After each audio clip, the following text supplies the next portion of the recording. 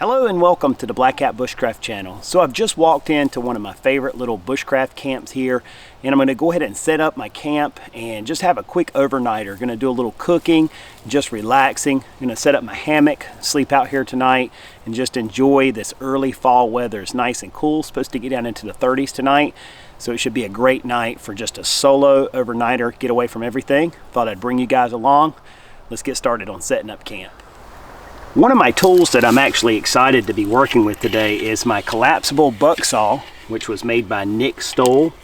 Nick sent this to me a while back, and I've had a chance to use it a little, but not a lot. And this is an ideal saw for a fall and winter camp because obviously with colder temperatures, the need for ample firewood becomes much more important. So this will be a good saw for that purpose. You can see here I just have a stretch of paracord with the little paddle. There's two notches here. You just lay your paracord there, and now this creates a windlass to apply tension to the blade. So all I have to do is just spin this little paddle here, and that'll tighten everything up. It's a very nice saw, very well made, beautiful finish on this saw, and I'm very pleased with it thus far. And I appreciate Nick for making a great saw. And that's Nick Stoll. You can find him pretty easy if you're looking up collapsible buck saws. This is a 21-inch blade. It's got the Baco dry blade on it, dry wood blade, just my personal preference, and it came with that, which is nice. But yeah, this is a really nice saw, put together well. Should serve me well today in collecting up some firewood, which is going to be my first task.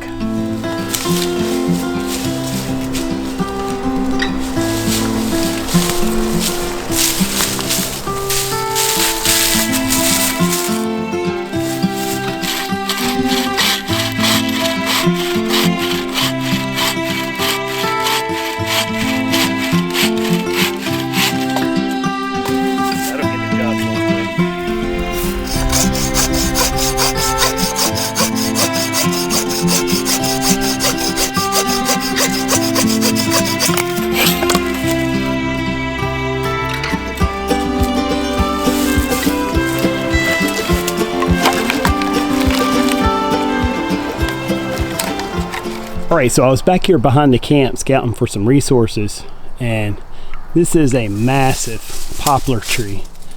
You probably won't be able to see the leaves since there's not a whole lot left down low, but it is a poplar. And anytime you find a large poplar like this, you're always going to be able to find some goodies around the base of that tree. I'll show you some close-ups. There's several around here. So here's a few of the sheds that have fallen off this tree. And some of this wood would be good for bow drill material, and the inner bark, if in the right condition of decay, will be good as a tinder source. And I found a couple of good pieces here. I'll show you. All right, so down here in this ditch bank, this is exactly what I was hoping for. This stuff is prime right here. You can see all these long strands, and this is every bit of what I need to get a fire started today. You can see tons of that stuff down here, and this wood will burn nice as well. It's excellent for processing down to make feather sticks. Couldn't ask for better material than that. And I've seen several pieces just like this around here as well. So I'll take this stuff back to camp and process it down to make a bird nest for lighting fire. Another beautiful resource that I just found here is what I refer to as the skeleton of a pine tree. And there's just these huge nodes here of fat wood, and it was just the center of the tree, and all the sapwood is rotted away, and where all that pine resin collected up inside the tree, these big nodes are left here. And all the way down where that tree rotted away, there's just huge chunks of fat wood. So these are definitely great resources for me for the long term, because there's probably 40-50 pounds of that stuff easy right here with this one tree. More than enough for me to use abundantly. Anytime you're going to be using tulip poplar bark to get a fire started, the sooner you process it down, the better. And the reason being is you're increasing the surface area and exposing those fine fibers to the air. And on a nice dry day like today, the breeze will be blowing across it, and it will help to remove any moisture that might be in that material. So usually it's good to go ahead and process this stuff down before you need it, and again let it dry out. If it's wet outside, then put it in your pocket or wrap it up into material and keep it dry on your clothing or on your person, and your body heat can help to dry it out as well. But again, today it's nice and dry out here, so it's just a matter of processing this stuff down, exposing those fine fibers, and allowing the breeze to get to this. And this will be a plenty good bird nest ready for me when it gets a little colder this afternoon and I'm ready to start my fire. You can see some of that outer bark starting to kind of crumble away, and that's what we want, just to expose the inner bark, which is the nice dry fibers that will accept a spark or an ember or whatever ignition source that we choose to use. So the more you can break that stuff down, again, the more surface area, the drier it can get, and the better it's going to function for you. And now you can see that I've got this tinder all processed down, and I've hung it up here in a tree just so the wind can blow through it and help to, again, dry it out.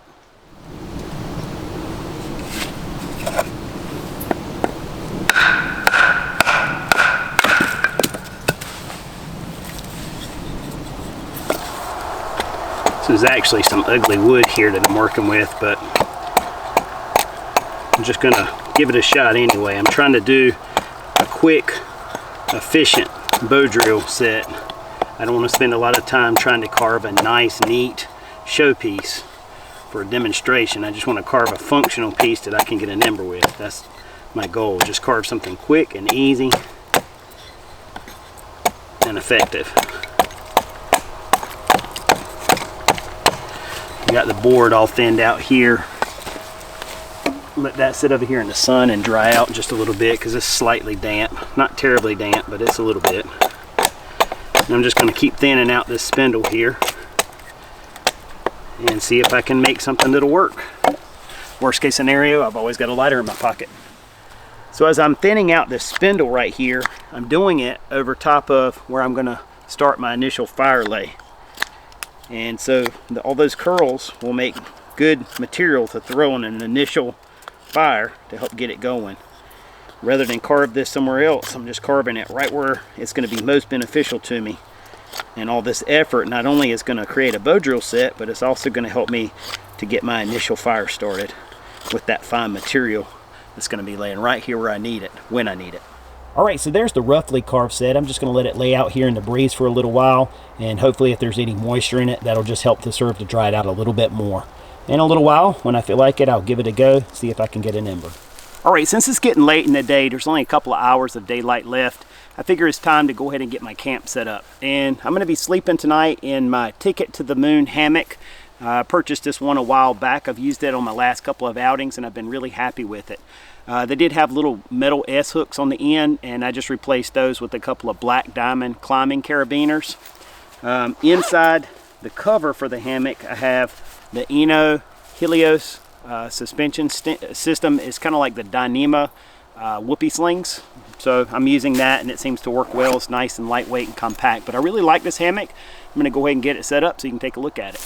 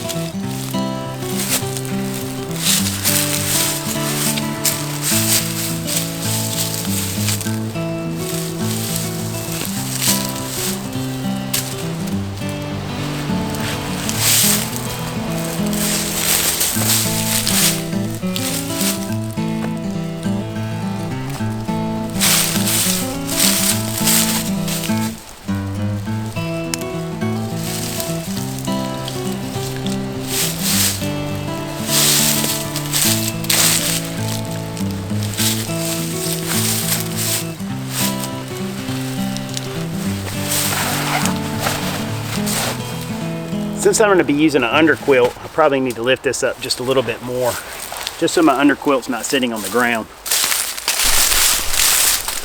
I have all my ridge lines and my stakes and toggles and things in this Hidden Woodsman's coffee bag. Now, being a coffee bag, this probably wasn't the original intent. However, it should work well for me. So I have a couple of ridge lines here. I've got MSR groundhog stakes, and I have hand-carved toggles. And I like to go ahead and carry these toggles with me, so when I want to put up a shelter fast, I'm not having to hunt for stuff to work with. So, and I also have all my guy lines and things in here as well that I need for putting up different types of tarp shelters. So everything I need is right here in this Hidden Woodsman coffee bag.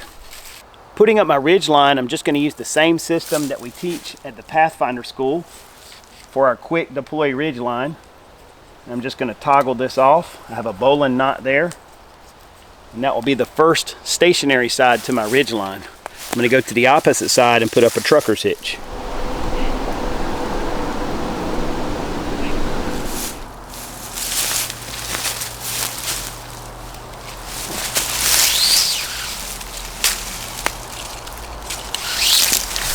And on this side, I'm just going to come back here, tie my trucker's hitch.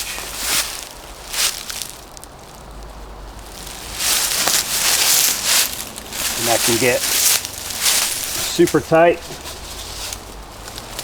ridge line to put my tarp up on.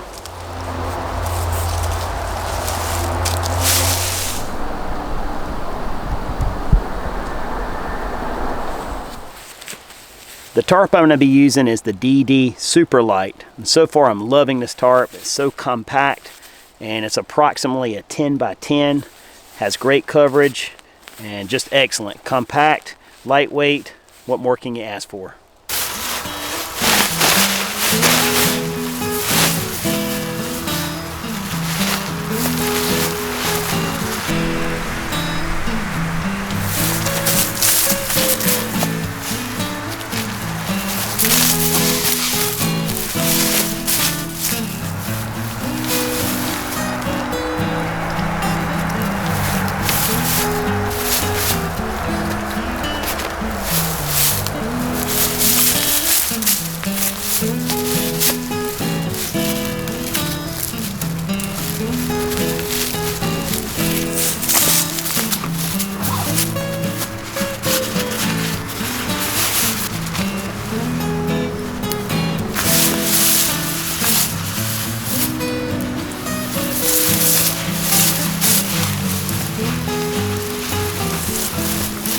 Since I'm using a down sleeping bag, I'm going to go ahead and get this thing in the hammock so it can start to fluff up, and hopefully that'll create more dead air space to help keep me warm tonight. So it's supposed to get pretty cold.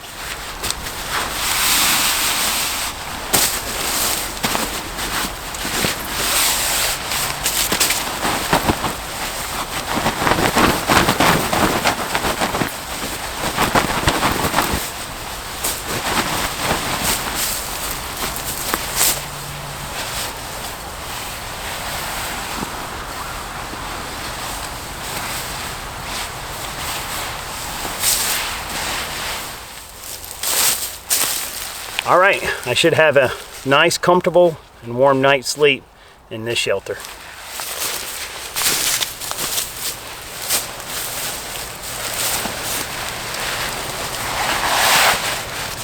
think this is going to feel quite comfortable.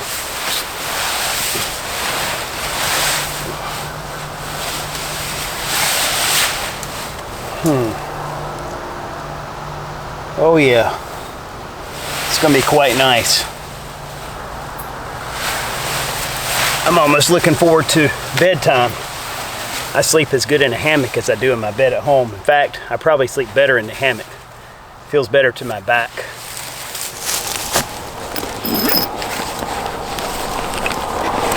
And here, I have some dry beans, as well as some other staples for my food. And I also have my bush pot with me. And if I want to have beans tonight, I'm going to have to go ahead and get preparing on that. So let's get started with bush pot beans. All right, inside this little waxed canvas bag, I have several tins like this. And these are just food tins that have different things in them. And the very bottom one has dry pinto beans. And these are going to take a while to cook. So what I'm going to do is go ahead and get these things in my bush pot and just soak them a little while. Let them start to kind of hydrate a little bit. And that'll help the cook time. You use the whole tin. Kind of measured it out. It should be just perfect for me. What I need to do now is soak those in water and just hang them on the tripod, let them start to swell up a little bit. And again, that'll help the cook time. And just cover those up real good. And after a while, I'll check them and add water as I need to.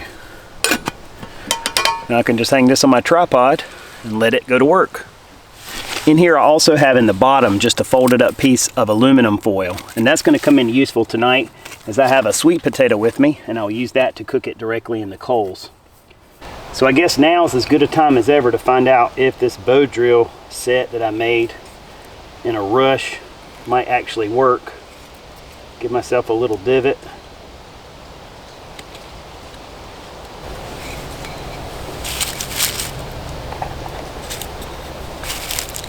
I think that's going to work. The key is if the material is suitable. It's a little on the damp side, honestly, but we'll see. It's free to try.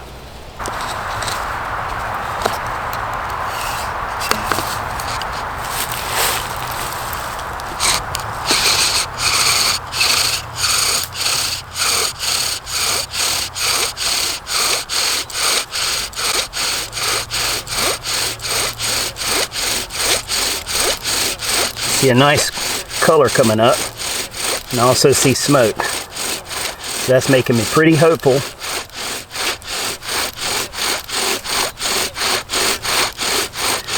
Also noticed that material is a little bit kind of fibrous.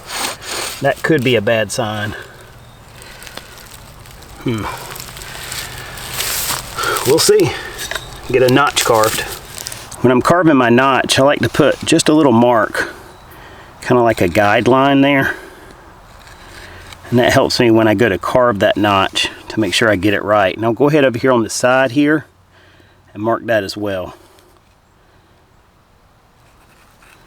And that'll just help me make a better notch in the end.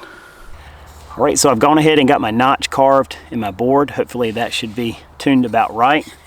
And I've cleaned up my spindle so it's ready. Hopefully. And I've gone ahead and prepped my bird nest.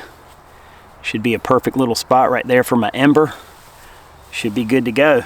So let's give this a try, see what happens.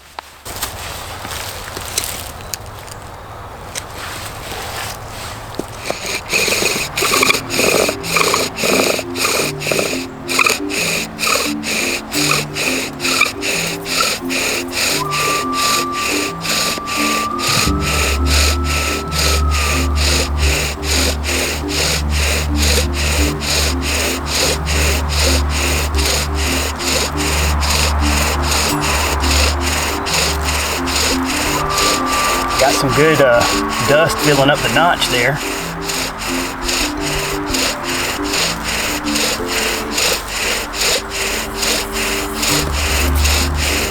Got some good smoke.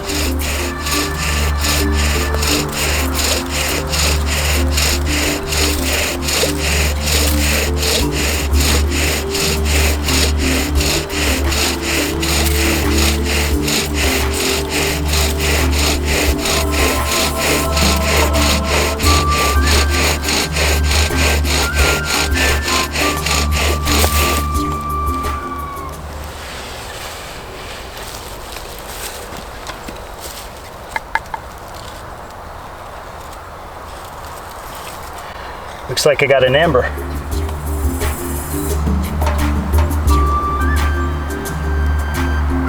It's nice. You can see it smoking on its own there.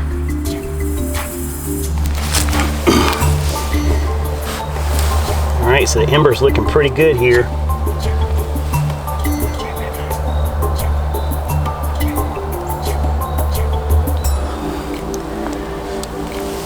Make sure my bird nest is ready to go. Just have a nice little spot here for it. Some real fine material.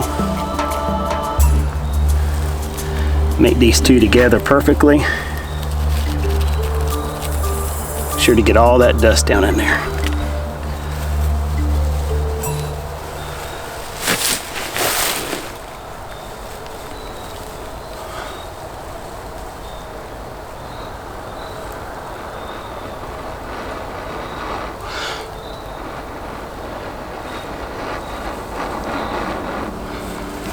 There we go.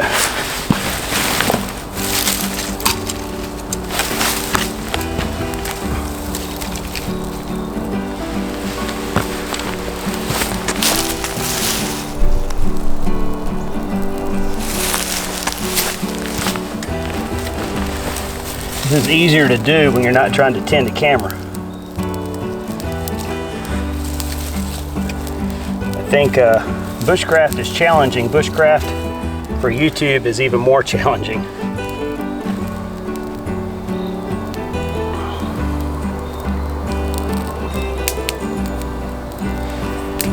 All right, so next step is to build this fire up, get things going for the night. Got some good dinner plans.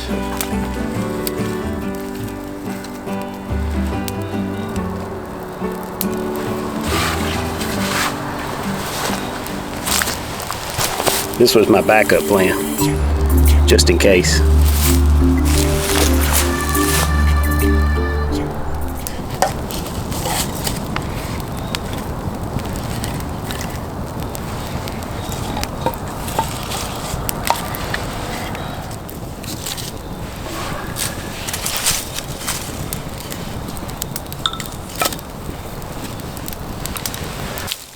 Whenever I'm winding down in the end of the evening, I always want to make sure that I have my next fire prepared. So I already got some pre-prepared tinder, and you can see I've got a huge mass of fat wood here. So just in case I should wake up cold in the middle of the night, or for whatever reason I need to get that fire cranking, I've got the means to do that. I always make sure I have that stuff ready to go before I ever settle down.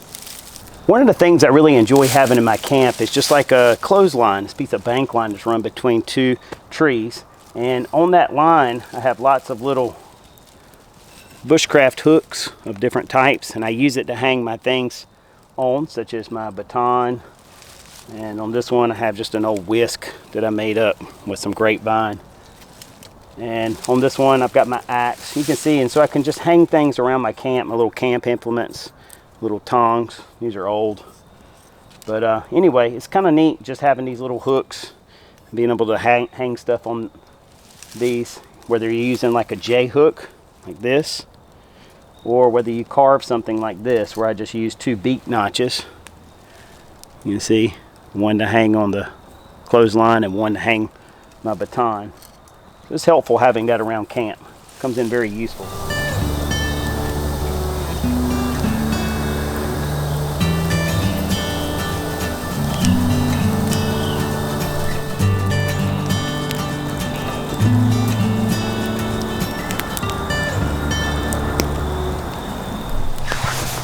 Alright, so I think it's a good time to get this bean pot prepared.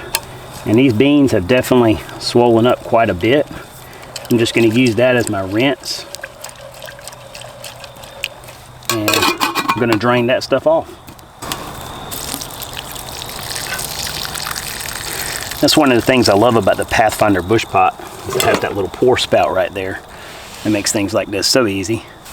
Now, I'm going to cover these beans back up with plenty of water. And we've got to add our secret ingredient. Alright, so I did bring with me a pack of country ham. So I'm just going to throw a bit of this in here and cook it up with the beans. Should give it some good flavor. And give me some protein to go along with those.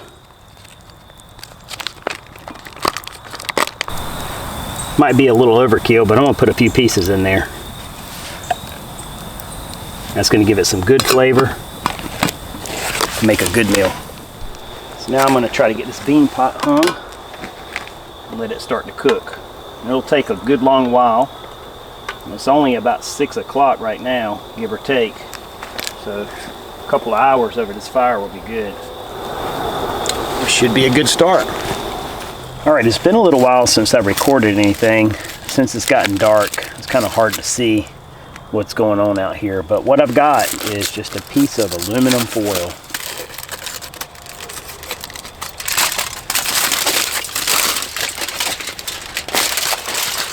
Pretty good sized piece. I've got a nice sweet potato. I haven't really done anything to this. If I were at home, I would coat this in coconut oil and just rub the whole thing down in coconut oil, but I don't have that luxury where I'm at right now. So it's just gonna have to be like it is. I'm gonna roll this thing up in this aluminum foil. I'm not gonna roll it up really tight. That'll create a little airspace in there.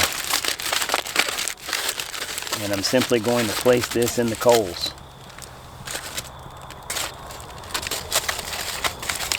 And that should cook up nice, just like that, right there in the coals. All right, so it's been a little while since I've recorded anything, but these beans are really coming along nicely. I think they're getting pretty close to done. They're starting to get tender. So I'm gonna add a little seasoning into the pot. Got my little seasoning kit here.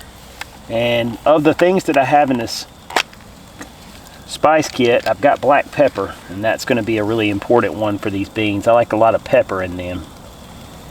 And I also have some thyme, which should add a nice flavor. I like to add sage. I like a sausagey flavor when I eat these beans, but unfortunately I don't have that.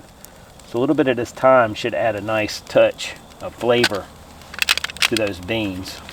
So I'm gonna mix all that up, give this just a little bit more time, but this stuff should be getting done pretty soon. And that sweet potato I've got over there in the coals is starting to smell a little bit too. Oh yeah, I can taste that pot liquor. That's what we always called it, pot liquor. Oh yeah, I could eat that right now. It tastes really good. Give it a little longer on the fire and I should be eating soon. All right, so after the long cooking session, I think it's time to eat. I pulled my sweet potato from the fire. Need to take a look and see how it looks.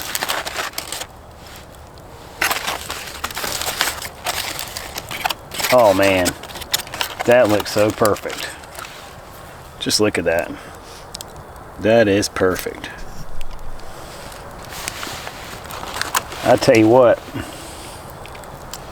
I don't think you can get a sweet potato that looks that good in a restaurant. That thing is perfect. Look at that.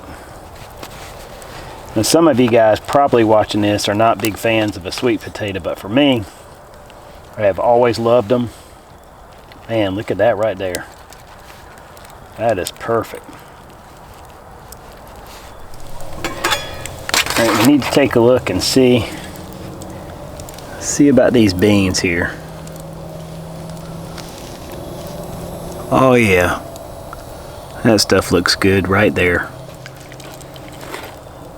Oh yeah, that's some good stuff. This is some hearty food right here on a cold night. This is definitely very filling. It's always good when you eat before you go to bed a nice warm meal, a hearty meal like this. And it definitely helps keep your metabolism up and keeps your body core temperature warmer. So I remembered that I had a little bit of cinnamon in my spice kit, and that went a long ways with this sweet potato. That thing's cooked to perfection. Every time I do sweet potatoes like this in the coals, they just turn out perfect. Alright, so I switched things around with my headlight, aimed it at me from the tripod on the camera. Seems to be giving a little bit better picture. I probably won't do much more. I just finished eating. See here by the fire. Probably build it up a little bit, and then I'll turn it into my hammock. And then in the morning, I'm going to get up and stoke the fire a little bit, make some oatmeal, have a cup of coffee, relax, and after a while I'll pack things up and get ready to head back home.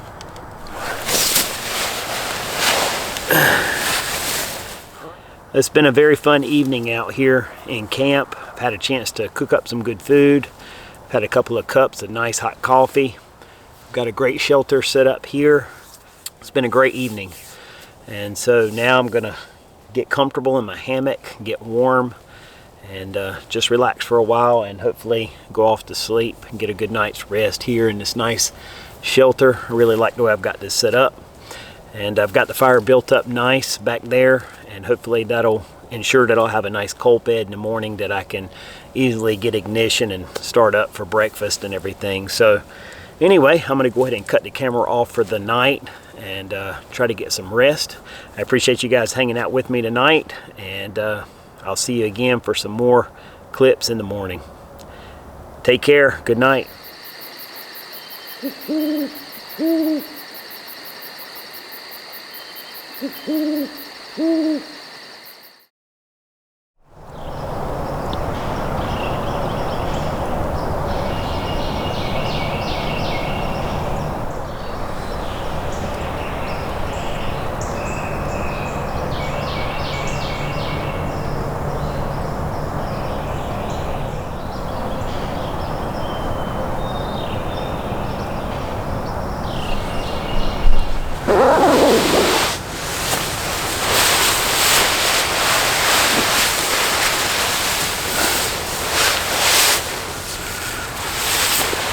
Morning.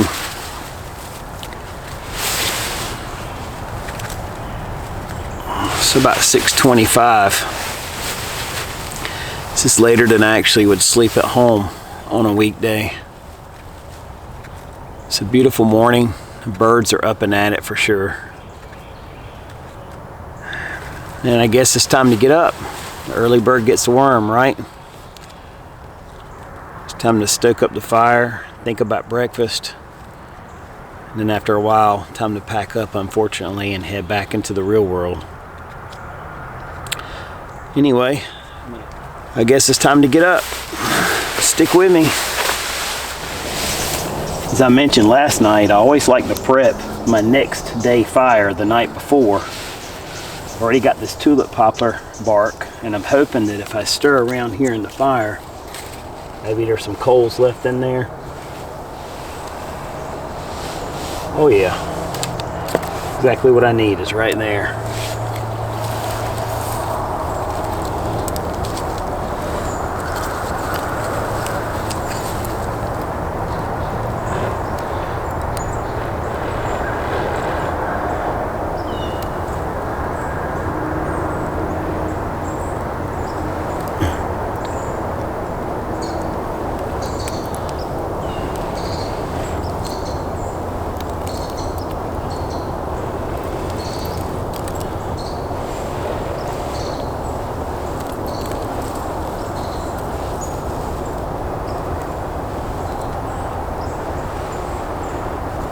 Here we go.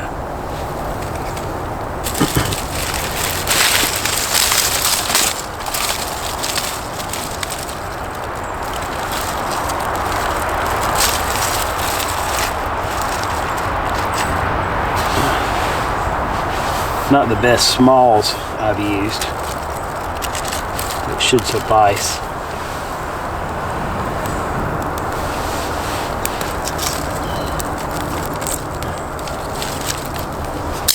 And I don't mind using a lot of different resources. For example, just to kind of pull that flame up through the sticks, sprinkle a little pine straw in there.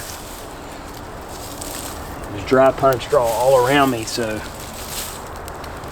that'll just help to pull it up through.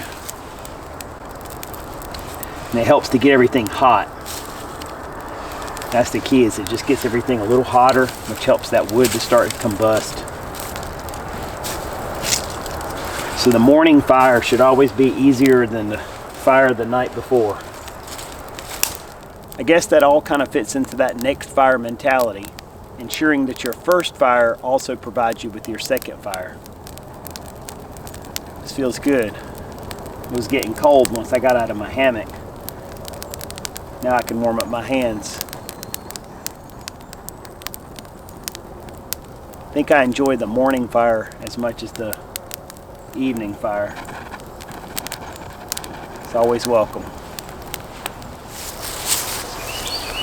One of the reasons I really like this little small cooking tripod that I was using last night is that once I'm done with the cooking for the evening, I can put this up under my tarp right here by my hammock, and it gives me a place to put all my clothing, such as my anorak or my hat, of course, and it gives me just an easy access point. If I have stuff in my pockets that I want to get to or whatever, this makes it nice to get to my clothes first thing in the morning, keeps them up off the ground, keeps them out of the dew or rain or whatever. And again, just easily accessible from my hammock. This really works out nice.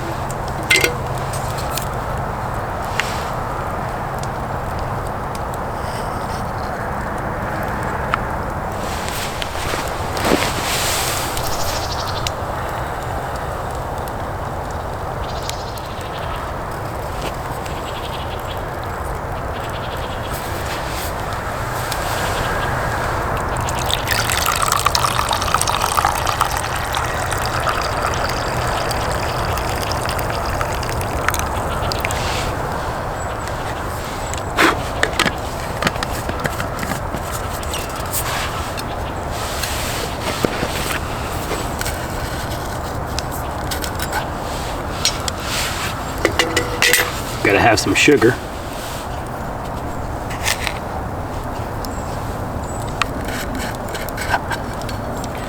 A little pinch of sea salt. And of course, just a little bit of cream.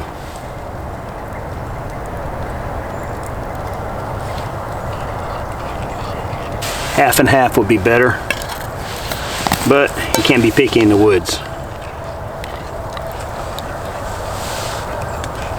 And there we have perfect cup of coffee. Oh yeah, perfect cup.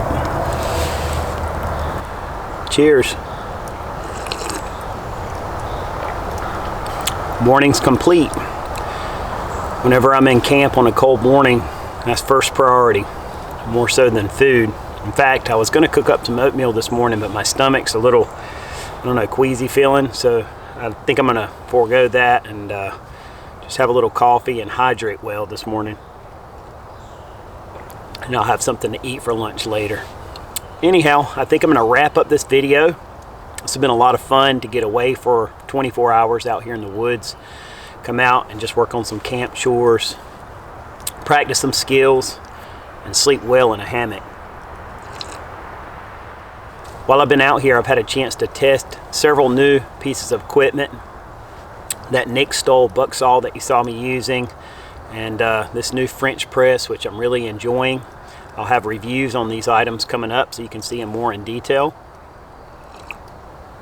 I've also continued to test the William Collins Nessie knife. I've really enjoyed using that, and so far can't find any fault with it. That's one of the important parts for me for coming out here, is the chance to test your kit, your systems, your techniques. Make sure that those things actually work as you thought they did, and if not, make changes accordingly. Anyhow, I want to thank you guys for your time and interest, for tuning in. If you haven't subscribed to the Black Hat Bushcraft channel, I hope that you will. Go ahead and click subscribe, and I hope you'll like the video, and feel free to share a comment with me. I try to respond as quickly as possible. Thank you for your time and interest. Until the next video, take care, and God bless.